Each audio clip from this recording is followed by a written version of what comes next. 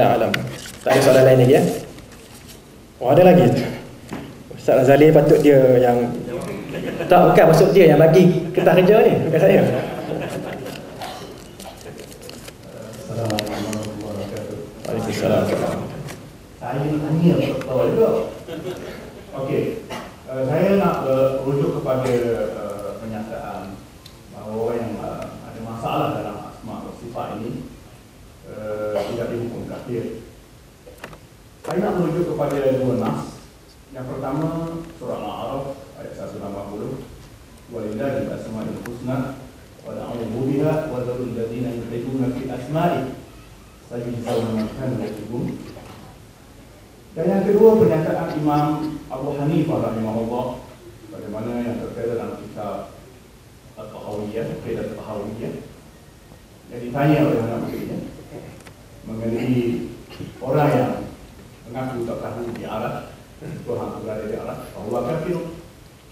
Kemudian yang kedua soalan ini, dia tahu di Arab tapi tak tahu di mana Arab itu berada, bahawa kafir. Jadi di sini menafikan sifatul ulum lillahi azza wa jalla. Jadi sekarang ni macam mana kedudukan nampak daripada dua sudut ini, dua dalil ini bukan bahawa problem dalam masalah asma wa sifat ini merupakan satu perkara yang sangat besar dalam kita. Jadi minta Prof. Fakir insya-Allah. Doktor dalam gurungan. Okey, jazakallahu khairan. Syekh Al-Fadhil Ustaz Razali bertanya. Okey, soalan dia yang pertama tadi berkenaan dengan ayat-ayat yang menunjukkan kufurnya kan orang yang ilhad. Okay, kerana mereka akan masuk ke dalam apa? Sa'ir.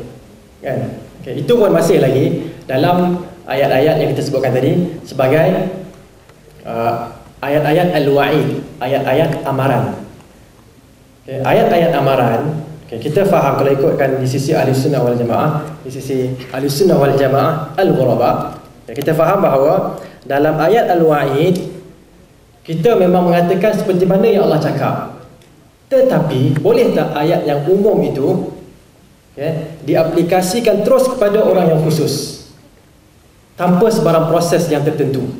Itu dia punya permasalahan di sini.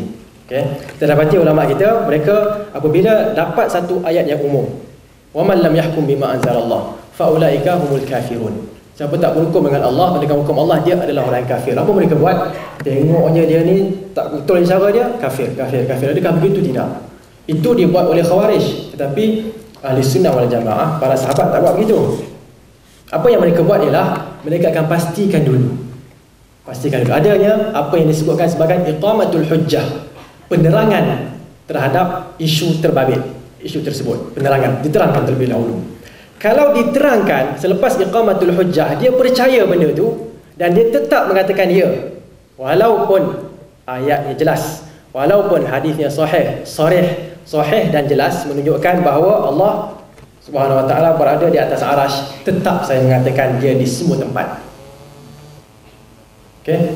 Kalau sampai ke tahap tu barulah mungkin boleh dia keluarkan hukum tersebut. Tetapi kalau dia kata tak ayat tu bukan begitu maksud dia. Bukan tak yang tak faham tu salah tu. Nampak tak? Masih lagi dia kata yang kita faham tu sendiri dia kata salah. Dia masih lagi membincangkan benda tu. Artinya itu adalah satu adanya takwil. Adanya takwil ataupun adanya kesilapan dalam huraian, kefahaman. Kesilapan dalam kefahaman tidak boleh menjadikan seseorang itu kafir. Saya nak bagi satu contoh lah agak kita keluarkan sedikit perbincangan ni kepada apa yang berlaku di zaman Rasulullah SAW. Bahkan apa yang berlaku pada Nabi Allah Ibrahim AS. Wa idh qala Ibrahim Rabbi arini kaifa tuhyil mauta. Ya Allah, tunjukkanlah kepadaku bagaimana engkau menghidupkan orang-orang yang dah mati. Apa soalan Allah? Qala awalam tu'min, bukankah kamu dah beriman? Kenapa nak tanya lagi? Apa Nabi Ibrahim cakap? Qala bala, sudah pasti aku beriman ya. Tetapi liyatma'inna qalbi, untuk hatiku menjadi tenang, itu je. Okay, so boleh tak kita bertanya tentang benda-benda ni? Bertanya tu boleh, tetapi apa dia?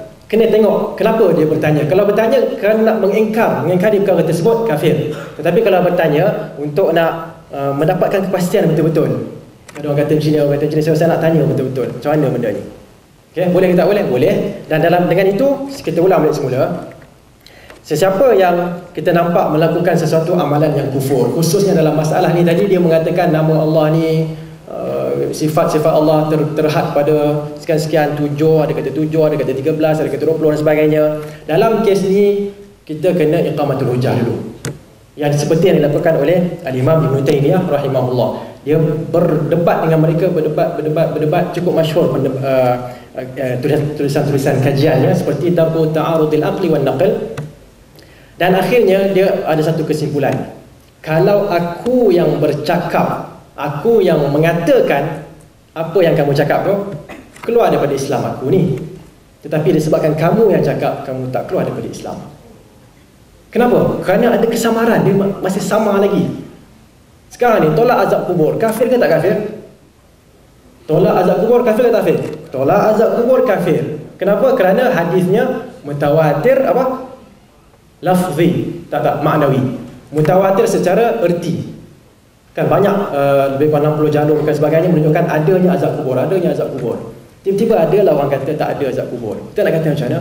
Kita hurai, bincang dengan dia. Bincang punya bincang, kita dapati kesilapan dia ialah dia mengatakan tak sampai mutawatir pun. Siapa kata? Nampak tak?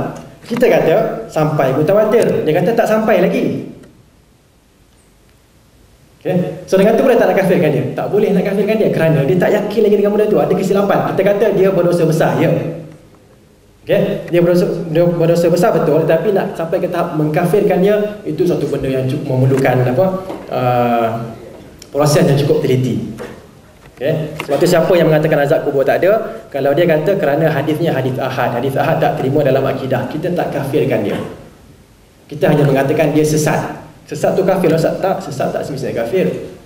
Kesesatan itu adalah kufur, tetapi dia yang buat, dia tak jatuh kafir selagi mana dia tidak mengetahui ataupun mendapati kesesatannya itu adalah kufur, mempercayainya kufur, kemudian ikut, barulah dia kafir.